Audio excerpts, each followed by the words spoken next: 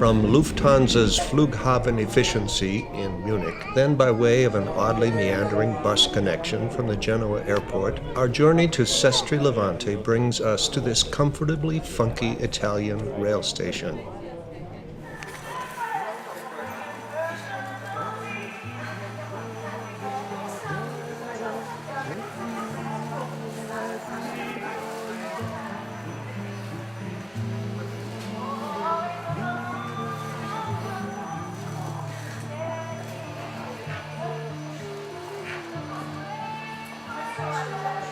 Located along the Italian coastline between Genoa and the Cinque Terre National Park, Sestri Levante is a quiet and unassuming seaside neighborhood that happens to host thousands of mainly Italian tourists every warm month of the year.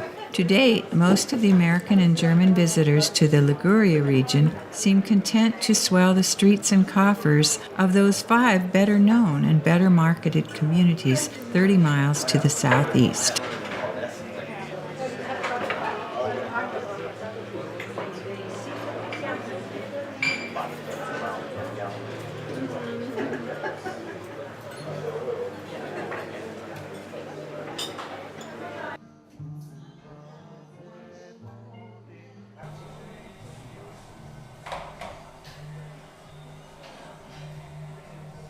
Immediately, we notice the lack of clever tourist harvesting local features in the neighborhood. It seems that if you want to do something fun and memorable here, you must become a local and do what the locals are doing. Likely that means being part of an evening's passeggiata along one of the commercial streets, or even better, along the shoreline, pedway, and bike trail.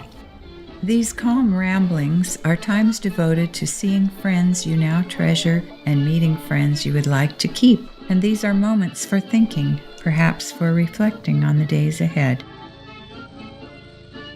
After we finish with the few days in this place and the few days in the next place, our cruise begins. 7 days and 6 nights northbound on the incredible Rhone River. The advertising photos show people enjoying the lounge chairs on the top deck, smiling together as the craft glides past castles and quaint villages. I'm counting on an experience like that. And the magic of small groups of us going ashore and seeing new places, having everything explained, our questions ready to be answered. I hope I can remember even part of it. Maybe when we return to our cabin at night, I'll make notes of what the guide said. Yes, and finding out about this heartland of France as we go along, I wonder if I'll be able to think of questions that aren't already being explained day by day. I'm actually glad to be going on this cruise. Curious to find myself admitting that after all these years, steadfastly refusing to step onto one of those floating white hotels with thousands of rooms packed with people you couldn't possibly ever meet. With just 147 people, this one is small enough that we must find friends. I wonder how many we'll keep in touch with beyond the end of the trip.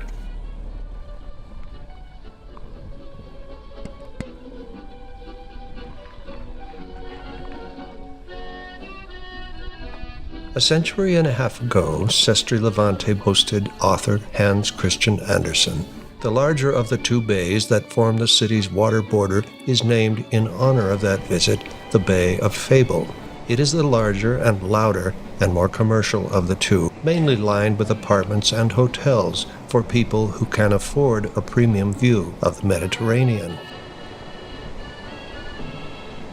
Down the coast, beyond a peninsula filled with snootier dwellings, lies the Bay of Silence, remarkably placid and deep blue water punctuated by watercraft on display.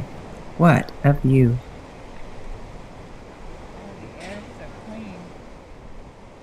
If possible, join hundreds of weekend hikers of all ages, scrambling up steep and very rewarding trails along the coastline on a Sunday afternoon.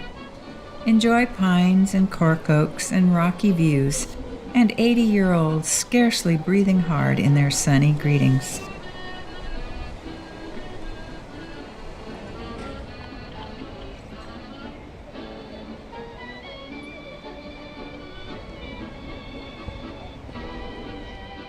and maybe visit an uncomplicated local eatery whose owner has thumbtacked extracts from the Italian edition of Murphy's Law to the dining room wall.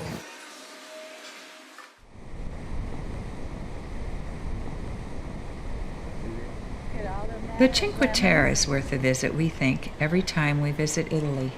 The towns are largely recovered from last year's disastrous floods and mudslides.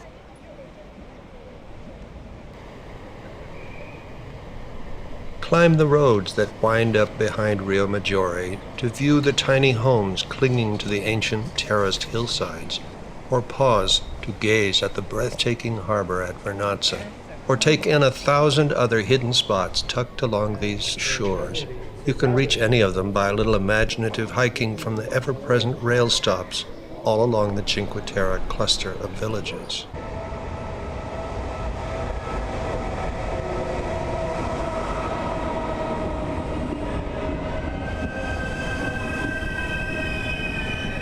There is people watching to do.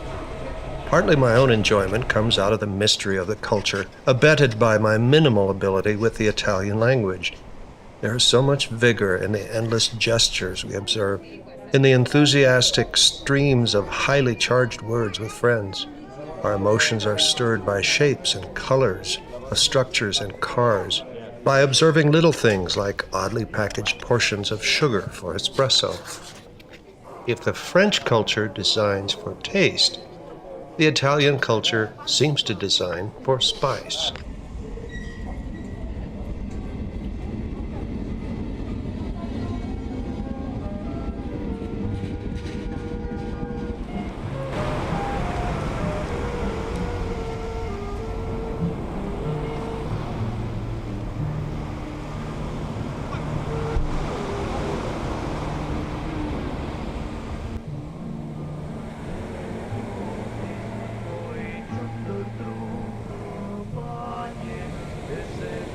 Levanto remains our favorite for its understated rhythm of daily life.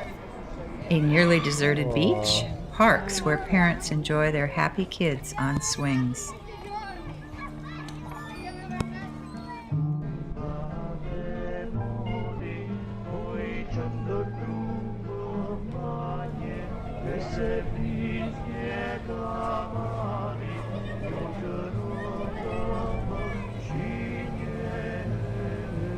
We wander into a corner gelato and espresso shop run by a sweet and fun Italian family.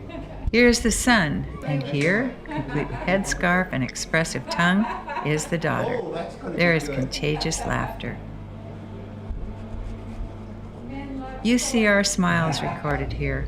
Even now we can summon these same smiles from those same happy moments.